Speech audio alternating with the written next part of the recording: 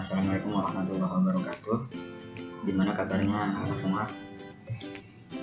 Kali ini kita akan belajar mata pelajaran prakarya. Sebelumnya saya ingin memperkenalkan diri saya dulu. Di sini saya akan mengajarkan prakarya kelas 7 dan kelas 8. Nama saya Dias Zulhairhab, bisa dipanggil Pak Dias ya, atau dia juga nggak apa-apa. Baik, kita langsung saja ke media pembelajaran prakarya ini. PPT ini atau PowerPoint ini adalah media pembelajaran prakarya yang saya ambil dari website Ilmu Guru ya. Isinya itu sama dengan yang ada di LKS. Langsung saja kita akan mulai pertemuan pertama mata pelajaran prakarya ini.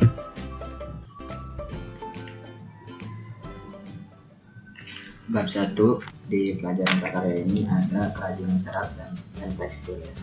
Tujuan pembelajaran dari kerajinan serat dan tekstil ini yaitu mengatakan pendapat tentang keragaman bahan serat alam di Indonesia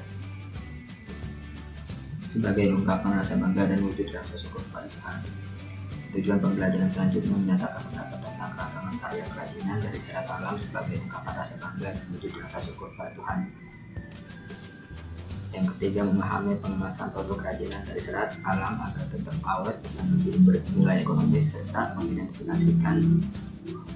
mengidentifikasi fungsi bahan, alat, dan proses yang digunakan pada membuat karya kerajinan dari serat alam di wilayah sekitar. Kalau ini yang ditulis di sini itu adalah hasil dari kerajinan serat itu sendiri. Hasilnya itu bisa berupa sapu lidi, tas anyaman, terus jerami yang merupakan adalah produk berbahan serat yang sering kita manfaatkan dan gunakan dalam kehidupan sehari-hari.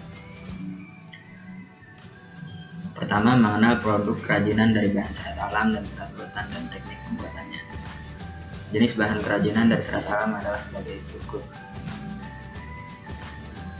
Ada beberapa jenis serat yang dari alam. Yang pertama, A itu eceng gondok. Udah pada tahu kan eceng gondok ya. Yang kedua, B kulit jagung.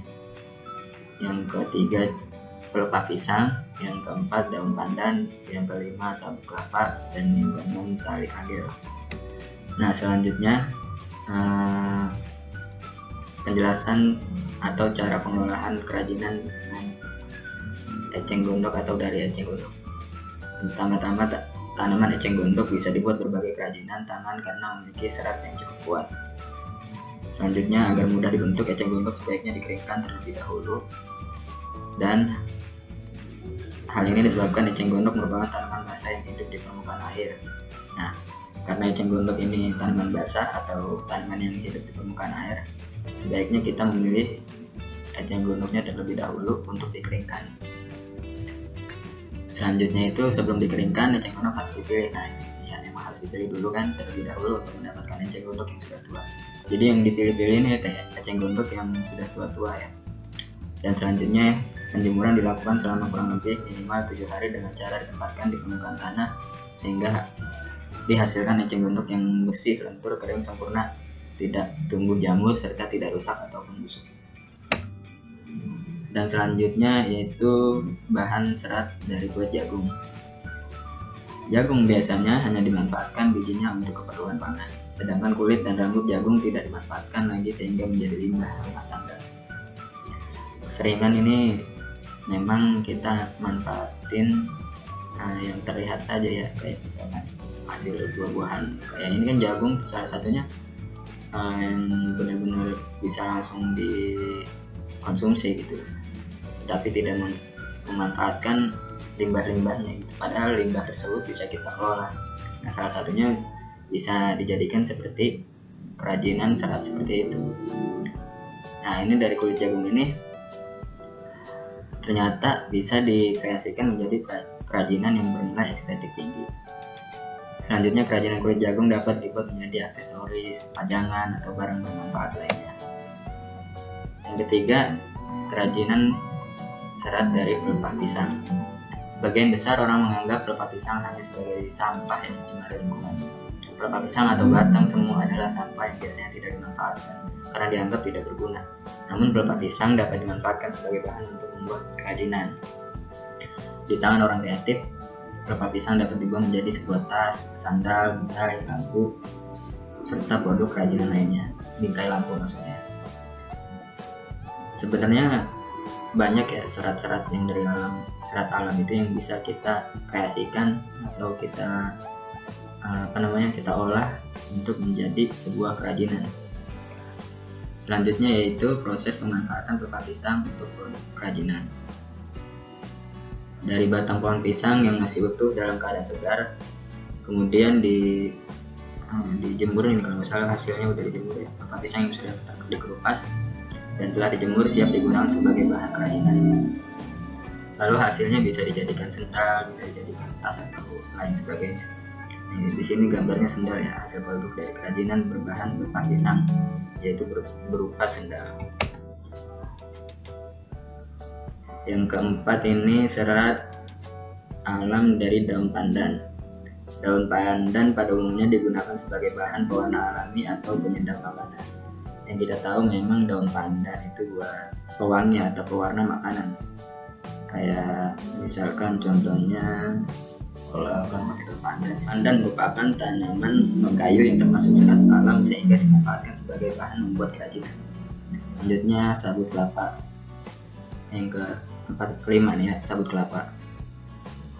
Kelapa merupakan tumbuhan yang dimanfaatkan semua bagiannya, mulai dari daun, buah, hingga batang. Salah satu bagian dari tanaman kelapa yang dapat dimanfaatkan adalah sabut.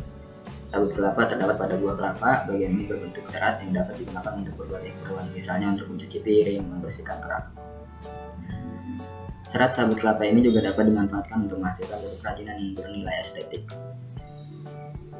Sabut kelapa ini, ya kalian tahu juga, memang pohon kelapa ini dari akar sampai daunnya itu semuanya bisa dimanfaatkan. Bener nggak? Dari mulai batangnya, terus buahnya, terus daunnya yang udah kering bisa jadi sapu lidi kan. Termasuk sabut kelapa ini yang bisa digunakan untuk kerajinan. Nah, selanjutnya ini tali agar. Tali agar biasanya digunakan sebagai bahan utama maupun bahan pendukung untuk membuat kerajinan tangan. Tali agar adalah lilitan yang terbuat dari daun agel. Ada daun agel ternyata yang berasal dari pohon sejenis palem bernama gebang. Mungkin ada yang udah dengar ya, kalau saya belum pernah dengar tali agel apa. Tali agel dapat diperoleh di berbagai toko kerajinan dan tersedia dengan berbagai ukuran. Salah satu contoh nih, tali agel yang dijadikan tas ya. Selanjutnya produk atau kemasan produk kerajinan. Dari kerajinan yang sudah dibuat perlu ditempatkan dalam sebuah kemasan agar siap didistribusikan. Tujuan pengemasan tersebut adalah menjaga barang-barang kerajinan agar tetap baik dan utuh saat didistribusikan. Hal yang terkait dengan kemasan produk kerajinan dari serat alam, yang pertama yaitu fungsi dan tujuan kemasan, yang kedua cara pengemasannya. Fungsi dan tujuan kemasan. Nah, kalian tinggal baca fungsi kemasannya apa, tujuan kemasannya apa. Jadi di hari ini kita belajar serat alam dan cara kemasan produk kerajinan serat alam. Fungsi kemasannya itu sebagai wadah untuk sebuah produk. Terusnya yang kedua, fungsinya itu memberi perlindungan pada barang yang dikemasnya. Yang ketiga, memberikan kemudahan dalam pengangkutan. Yang keempat, memberikan keterangan mengenai sesuatu yang dikemasnya. Selanjutnya cara pengemasan. Nah, ini cara pengemasan ada dua nih, terbagi dua. Yang pertama cara tradisional, yang kedua cara modern. Cara mengemas suatu produk dengan memakai bahan-bahan yang berada di lingkungan, yaitu di lingkungan rumah, ini termasuk secara tradisional. Contohnya daun kering, jerami, koran bekas, serbuk gergaji, sekam atau potongan kertas. Itu cara pengemasan produk secara tradisional. Nah, yang secara modern apa? Yang secara modern itu biasanya telah disiapkan oleh perusahaan atau industri kemasan. Contohnya plastik, nika, fiber, karton, bambu, dan busa ya.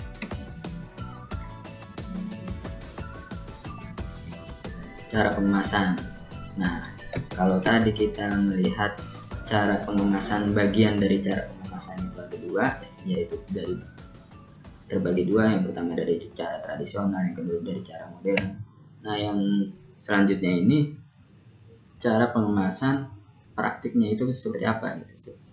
Contohnya ini cara pengemasan untuk barang-barang keras mungkin ya ini. Jadi serpihan kayu yang dimasukkan untuk menjaga produk agar tahan guncangan dan tidak cepat rusak. Ini biasanya cara pengemasannya digunakan untuk kayak mesin gitu, bisa ya, mesin potong rumput mungkin, atau mesin musik biasanya itu ada yang, tapi sekarang udah ini yang disebut mungkin cara tradisional ya. Kalau misalkan cara yang modern itu cara pengemasannya dia menggunakan bubble wrap. Bubble wrap itu kayak plastik yang ada bulat-bulatnya itu loh, yang bisa dipecah-pecahin, itu bubble wrap. Biasanya itu kalau bubble wrap itu digunakan ya mungkin secara modern, kalau yang secara tradisionalnya itu seperti ini. Nah, terus kemasannya ada yang bisa pakai kayu juga untuk yang tradisional. Kalau yang untuk modern dengan kerdus kan, bisa dengan mika, bisa juga dengan plastik yang sudah dicetak langsung dari pabrik. Nah, kalau yang digambar ini, boxnya pun, kotaknya pun dengan pelindung bisa terbuat dari bahan alami ataupun sintetis. Digunakan dengan, kalau ini dari gambar ini dengan bambu ya. Jadi kemasannya itu dengan bambu. Di dalamnya itu untuk menahan guncangannya dengan potongan-potongan atau serpihan kayu dimasukkan ke dalamnya. Nah, udah habis nih. Ada 16 slide untuk pembahasan serat alam, kerajinan dari bahan serat alam, dan juga cara pengemasannya. Terus mengenal produk kerajinan dari bahan serat alam. Terus serat alam itu apa saja. Selanjutnya mengenal kemasan produk kerajinan dari serat alam. Yang saya lihat di presentasi atau di PowerPoint ini itu isinya sama dengan yang ada di LKS. Saya berharap buat selanjutnya agar kalian itu membaca terlebih dahulu LKS-nya. Nanti saya tinggal menjelaskan melalui presentasi yang ada di Google Classroom ini ya. Nanti kan linknya di-share di Google Classroom, kalian tinggal tonton video materi yang saya sudah buat. Terima kasih untuk pertemuan pertama ini. Mudah-mudahan pada paham. Silakan dibaca 1-6. Tugasnya dikumpulin minggu depan. Dan jangan lupa untuk mengisi daftar hadir di Google Classroom-nya ya. Kalau ada yang belum dimengerti silakan ditanyakan. Ya, cukup sekian. Assalamualaikum warahmatullahi wabarakatuh.